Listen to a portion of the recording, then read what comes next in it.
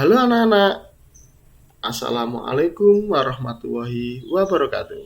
Kali ini kita akan belajar hidup rukun di rumah pembelajaran 2. Anak-anak, kalian tahu ini gambar apa anak-anak? Ini adalah gambar burung Garuda Pancasila. Garuda Pancasila adalah lambang negara Indonesia, di mana di dadanya terdapat perisai yang memuat simbol sila-sila Pancasila. Pancasila adalah dasar negara Indonesia. Pancasila berasal dari dua kata, yaitu panca dan sila. Panca sendiri berarti 5, sedangkan sila berarti dasar atau aturan. Jadi Pancasila berarti 5 dasar atau 5 aturan. Apa saja itu anak-anak? Kalian harus hafal ya, harus hafal dan mengingatnya. Harus hafal bunyi Pancasila. Yang pertama yaitu ketuhanan yang Maha Esa.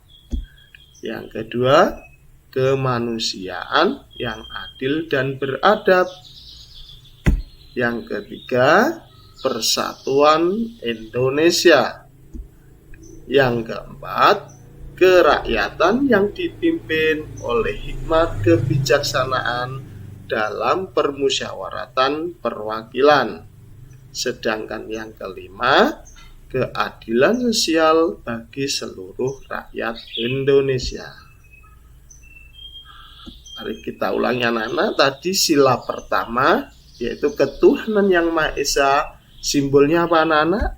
Simbolnya bintang. Sedangkan sila yang kedua disimbolkan rantai emas. Yang ketiga, sila yang ketiga yaitu simbolnya pohon beringin. Sedangkan sila yang keempat disimbolkan kepala banteng. Simbol yang kelima, sila kelima yaitu simbolnya padi dan kapas. Anak-anak harus ingat ya, diingat itu ada 5 simbol atau 5 sila yang mewakili 5 sila. Oke anak-anak, kita cari contoh penerapan sila pertama dulu. Sila pertama dalam kehidupan sehari-hari. Sila pertama tadi bunyinya apa anak-anak? Ketuhanan yang Maha Esa. Jadi sila pertama ini berhubungan dengan yaitu kegiatan keagamaan sehari-hari. Contoh misalkan kita ada sholat bersama-sama keluarga. Ini keagamaan ya anak-anak. Contoh lagi ada berdoa sebelum makan. Itu juga contoh penerapan sila pertama. Kalau umat Katolik berangkat ke gereja, beribadah ke gereja. Ada umat Hindu di pura. Umat Buddha bersembahyang di wihara, atau juga bisa umat Konghucu berdoa di kelenteng. Nah anak-anak, di Indonesia ini terdapat 6 agama anak-anak. Ada 6 agama. Yang pertama Islam, yang kedua Kristen, yang ketiga Katolik, yang keempat Hindu, yang kelima Buddha, dan yang keenam Konghucu. Setiap agama anak-anak memiliki tempat ibadah yang berbeda-beda. Contoh umat Islam, tempat ibadahnya di masjid. Umat Kristen di gereja, Katolik juga di gereja, umat Hindu di pura, umat Buddha di wihara dan umat Konghucu kalau beribadahnya di kelenteng. Oke anak-anak, kita perhatikan percakapan berikut ini. Udin, buku kakak banyak sekali. Kata Mutiara, kakak memang senang membaca buku. Wah, kakak memang pantas dijuluki kutu buku, kata Udin. Kata Mutiara, ayo, kamu juga harus rajin membaca. Ini ada buku cerita bagus, judulnya Bintang Lapangan. Kata Udin, ceritanya tentang apa, Kak? Mutiara menjawab, ceritanya tentang pemain sepak bola yang rendah hati meskipun sudah terkenal. Berarti dia tidak besar kepala ya, Kak? Kata Udin. Terima kasih ya, Kak. Saya boleh meminjam buku kakak. Sama-sama, Dek, jawab Mutiara. Oke anak-anak, perhatikan di sini ada kata-kata yang digarisbawahi. Ada kutu buku, bintang lapangan, rendah hati, dan besar kepala. Nah, anak-anak, kata-kata ini adalah kata-kata yang tidak sesungguhnya. Contoh kata kutu buku ini. Kutu buku bukan berarti bukunya banyak kutunya. Bukan, nggih. Atau bintang lapangan bukan berarti lapangannya banyak bintangnya. Atau juga ini di sini rendah hati bukan berarti hatinya rendah anak-anak. Nah, di sini juga ada besar kepala, bukan berarti kepalanya sangat besar, bukan nggih. Ini adalah merupakan ungkapan. Ungkapan itu adalah kata yang tidak sesungguhnya. Nah, contoh arti dari kutu buku ini anak-anak. Kata teman kamu, kutu buku artinya orang yang suka membaca buku.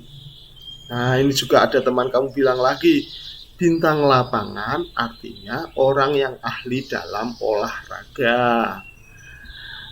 Nah, anak-anak, contoh kalimat yang menggunakan kata ungkapan. Di sini ada kalimat, Andri itu anak yang kutu buku. Artinya, Andri itu anak yang suka membaca buku. Cristiano Ronaldo menjadi bintang lapangan sepak bola. Artinya, Cristiano Ronaldo menjadi pemain yang ahli dalam bidang olahraga sepak bola. Jadi anak-anak, arti kutu buku itu bukan berarti banyak kutunya ya, yaitu suka membaca buku. Sedangkan bintang lapangan artinya menjadi pemain yang ahli dalam bidang olahraga sepak bola. Kita kembali perhatikan anak-anak percakapan tadi. Tadi kan ada kutu buku. Nah, di sini kutu buku. Kemudian ada bintang lapangan. Ada rendah hati. Nah, ini rendah hati. Kemudian ada kata besar kepala.